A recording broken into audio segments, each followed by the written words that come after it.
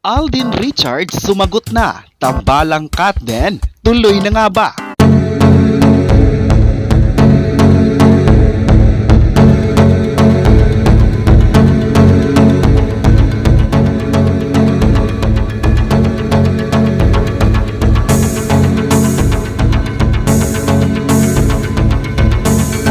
Aminadong kapuso actor na si Alden Richards na pagod na siya sa kakatanggol sa sarili sa mga taong patuloy na kumukwestiyon sa kanyang sexual orientation.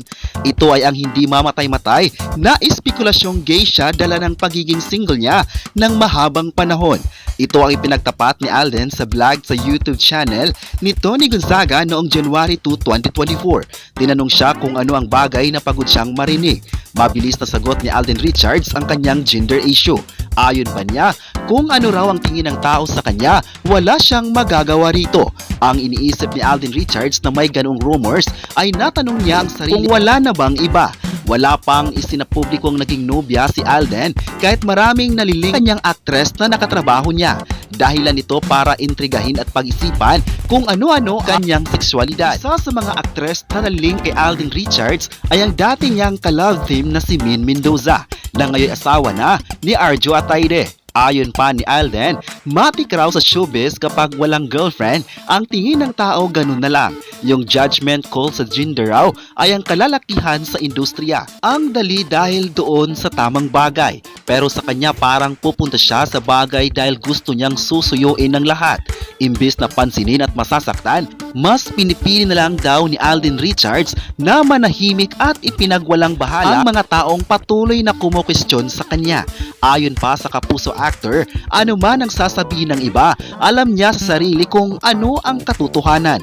Hindi din daw siya nag-iisa dahil ang mga taong malalapit sa kanya ay kilala kung sino siya. Ayon pa niya, nasa kanya ang kanyang buhay sa ngayon.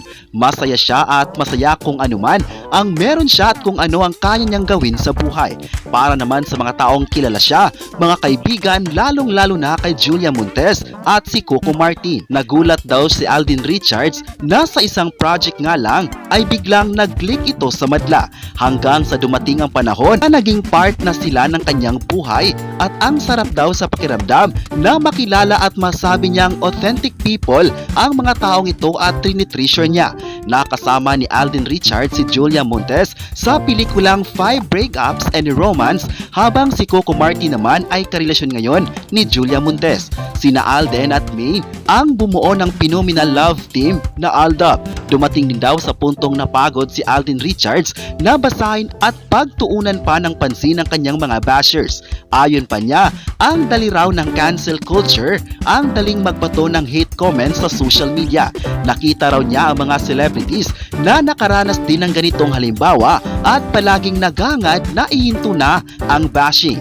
Ayon pa ni Alden Richards, napagod na siya nito. Napagtanto raw kasi ni Alden Richards na hindi dapat malilimitahan ang gusto niyang gawin dahil lamang sa mga basher na walang ibang ginawa kundi ang hanapan ng butas at baho ang mga artist.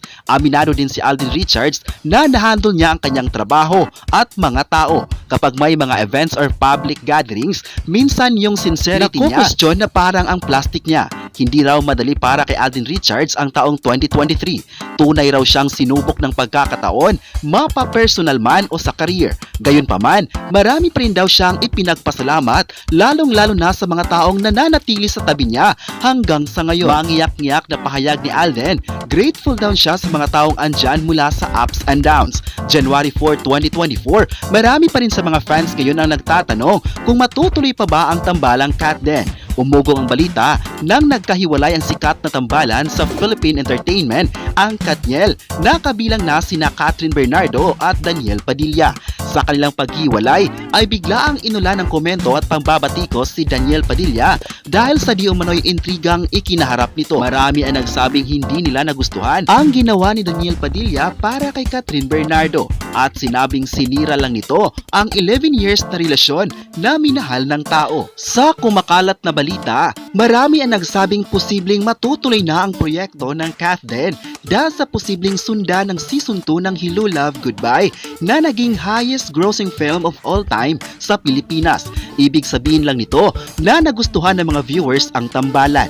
Dito ipinakita ng fans na mahal nila ang dalawang artist na sina Alden at Catherine Bernardo sa isang proyekto.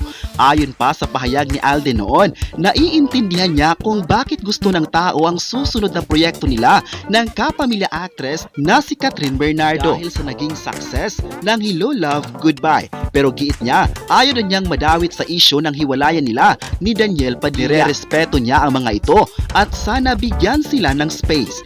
Ayaw raw niyang magbigay ng komento dahil ayaw niyang mabash. Ang sigaw kasi ng mga netizens ay ang pagsasama ng dalawa na sa tingin ng fans ay magkakaroon nito ng magandang collab o team up. Ayon pa ng netizens, bagay ang dalawa dahil nakita nila kung gaano kagaling ang mga artist at kung gaano ito kadedicated sa trabaho. Alam nilang mas marami pang mga fans ang magmamahal sa kanila dahil sa pelikulang nagawa nila na talaga namang bumasag sa takilya. Kinilala ang dalawa bilang promising actor and actress sa Philippine TV. Marami sa mga netizens ang nagsabing malayo ang mararating ng dalawa dahil sa napaka-humble nito sa buhay. Tanong ng netizens ngayon, may pag-asa pa kayang magkaroon ng movie reunion ng Katniel matapos ang breakup? Ayon pa ng netizens, imposible raw dahil posibleng may kanya-kanya na silang kapariha sa mga proyektong gagawin nila. Hindi naman raw bagay at maganda kung magkasama pa rin sila sa isang proyekto dahil may mabubuong ilangan na at makakasira sa mga production ng movie. Mas maganda raw na putulin na ang koneksyon ng dalawa lalong-lalo na sa mga projects at focus na lang raw sa kanya-kanyang karera. Ayon pa ng netizens, bumilib sila kay Alden dahil hindi siya nagbigay ng anumang komento para sa kapamilya actor. Marami ang naniniwala na madali para kay Alden Richards at Catherine Bernardo na mas mapabilis nila ang success sa next project dahil sa nasimulan ng mga proyekto. Ayon pa ng netizens, sana itutuloy na talaga ang proyekto ng dalawa. Lalo pat pwede nang mapapanood ng mga artist ng kapuso at kapamilya sa isang frame.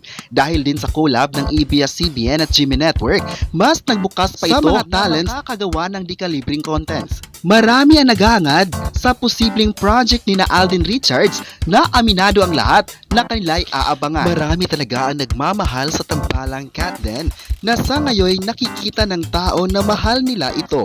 Mahal nila ang kapamilya actress at kapuso actor na minahal din ng sambayanang Pilipino. Alam nilang magaling ang mga ito at bagay sa tambalang Katden na bagong tambalan ngayon sa Pilipinas. Kayo, ano ang masabi nyo na nagbigay ng komento si Alden Richards sa kanyang gender issue? I-comment na kung gusto niyo ba ang tambalang Alden at Catherine Bernardo at huwag kalimutang i-subscribe ang ating YouTube channel.